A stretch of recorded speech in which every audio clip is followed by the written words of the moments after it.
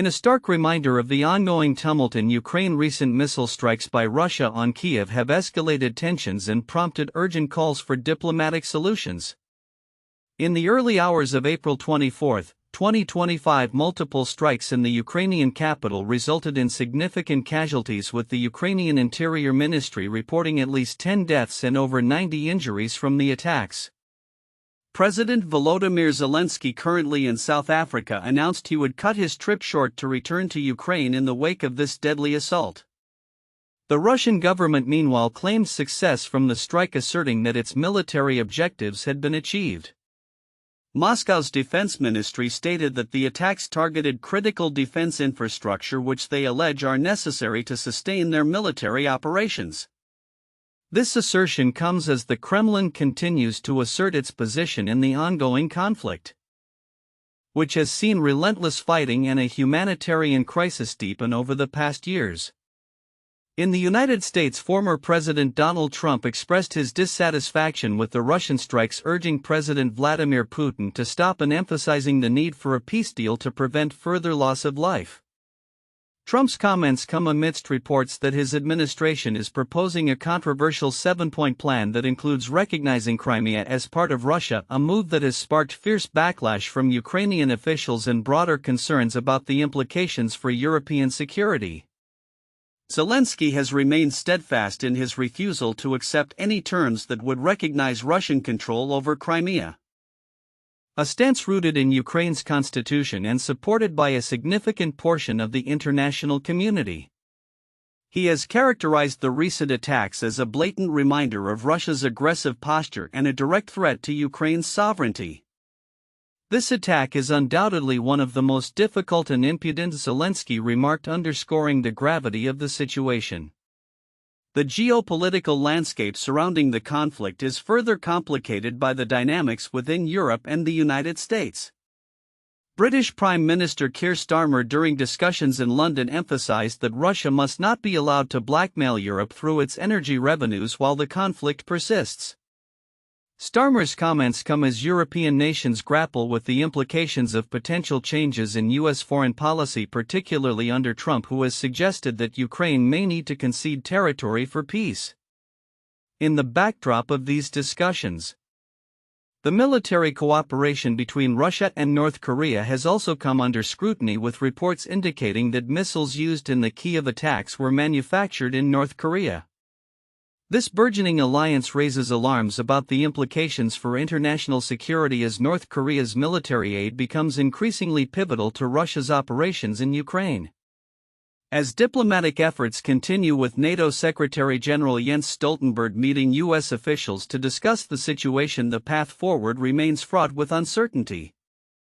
The potential for a peace deal hinges on complex negotiations that must address territorial disputes, military commitments, and the broader implications for European security.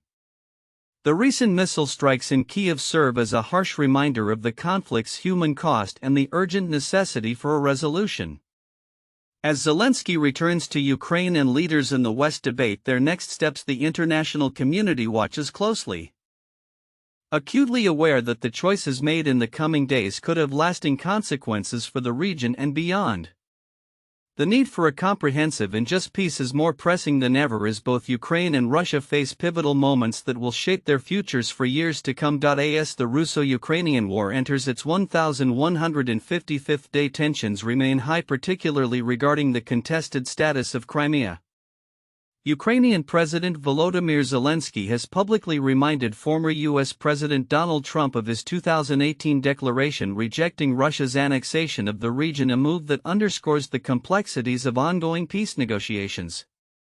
This reminder comes in the wake of stalled discussions in London, where Ukraine's refusal to acknowledge Crimea as Russian territory led to the withdrawal of U.S. Secretary of State Marco Rubio and other key officials from negotiations. Zelenskyy's invocation of Trump's past stance reflects broader concerns among Ukrainian officials regarding the potential implications of U.S. foreign policy shifts under a renewed Trump administration. Anything that contradicts our values or our constitution cannot be included in any agreement, Zelenskyy asserted, emphasizing Ukraine's steadfast position against recognizing Crimea as part of Russia.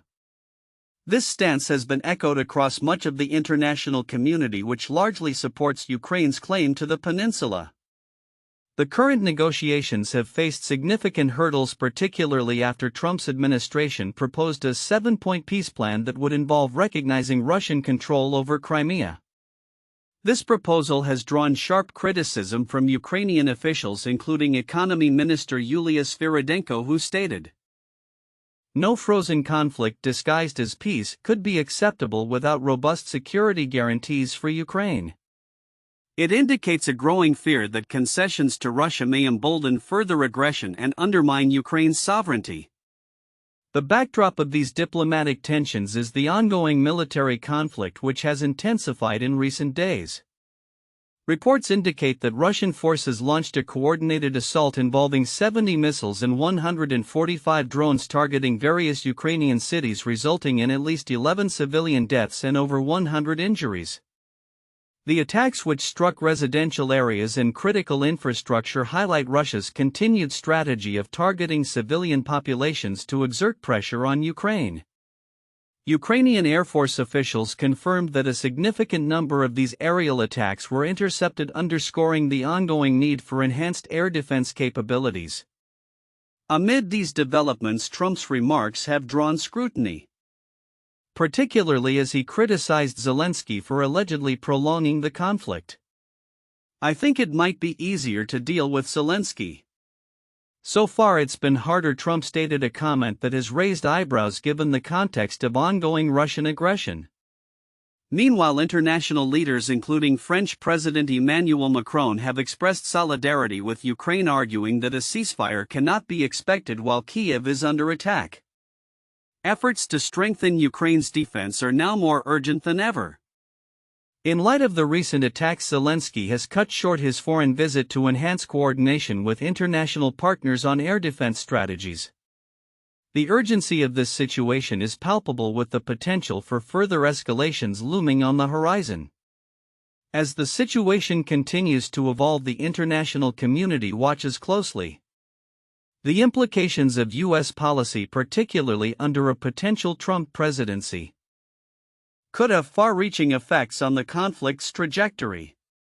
The coming weeks will be critical as Ukraine navigates both military and diplomatic fronts, seeking to maintain its territorial integrity while engaging in a complex international dialogue about its future. In a striking turn of events amid the ongoing conflict in Ukraine, former U.S. President Donald Trump has publicly criticized Russian President Vladimir Putin following a deadly missile attack on Kyiv that resulted in the deaths of at least 12 people.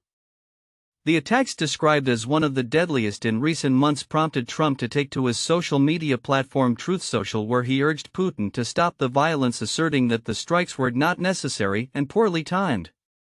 This marked a rare moment of direct reproach from Trump towards Putin, who has generally enjoyed a favorable rapport with the former president. The missile assault on Kyiv occurred early on April 24, 2025, and was characterized by a barrage of over 70 missiles and approximately 150 drones targeting various locations across Ukraine. In addition to the fatalities, the Ukrainian Ministry of Interior reported around 90 people were injured, with ongoing rescue operations in the aftermath of the strikes. The attacks have fueled renewed calls for enhanced air defense systems from Ukrainian President Volodymyr Zelenskyy, who emphasized the urgent need for support from international allies to protect civilians from further assaults.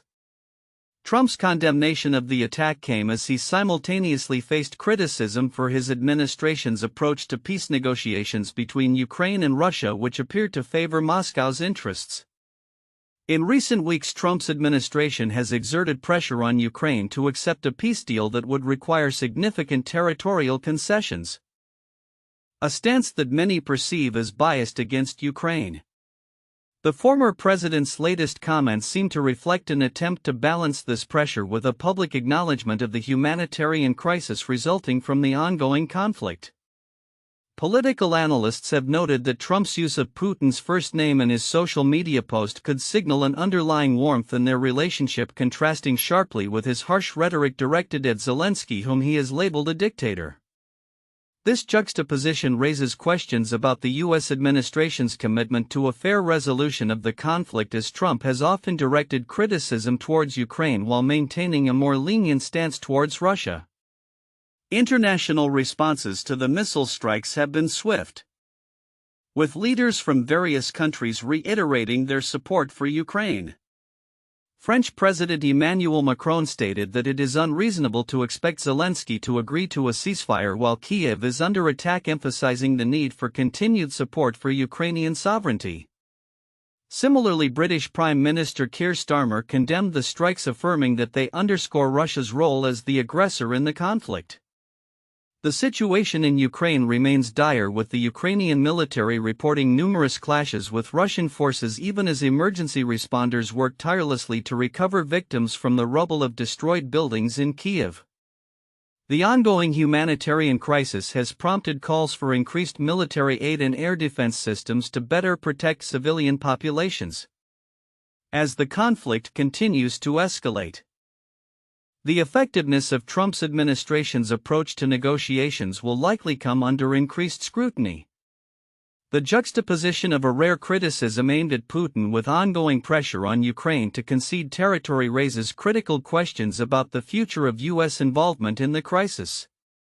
Observers are left pondering how these developments will shape the dynamics of international diplomacy in the region and whether a viable path to peace can be established amidst the backdrop of escalating violence.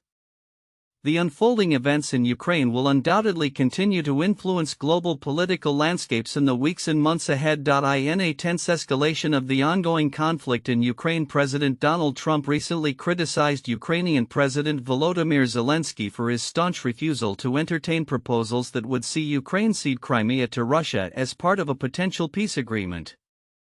Trump's remarks, made during a press conference on April 23, 2025, came on the heels of a devastating wave of Russian attacks on Ukrainian cities, including Kyiv, which left at least 12 dead and many injured.